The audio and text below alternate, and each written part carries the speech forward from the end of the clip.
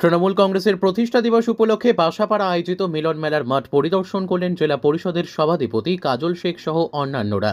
1 জানুয়ারি সর্বভারতীয় তৃণমূল কংগ্রেসের প্রতিষ্ঠা দিবস উপলক্ষে নানুর ব্লক তৃণমূল কংগ্রেস ও ধূপসারা অঞ্চল তৃণমূল কংগ্রেসের পরিচালনায় নানুরে বাসাপাড়ায় আয়োজিত হয় মিলন মেলা।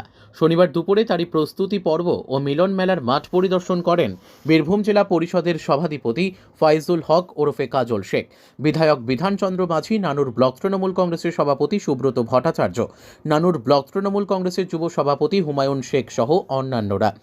উল্লেখ্য, দীর্ঘদিন ধরেই তৃণমূল কংগ্রেসের প্রতিষ্ঠা দিবস উপলক্ষে 1 জানুয়ারি বাসাপাড়ায় আয়োজিত হয়ে আসছে মিলন মেলা।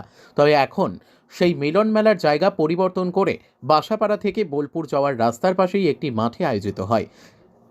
এই দিন সেই মাঠ কেমন অবস্থায় রয়েছে, প্রশাসনিক নিরাপত্তা কিভাবে রাখা হবে, অনুষ্ঠানের মূল মঞ্চ কোথায় থাকবে এবং কতগুলি স্টল বসানো হবে, ওই মেলায় মূলত এই সমস্ত বিষয় নিয়েই আলোচনা করেন নানুর ব্লক তৃণমূল কংগ্রেসের শীর্ষ নেতৃত্বরা।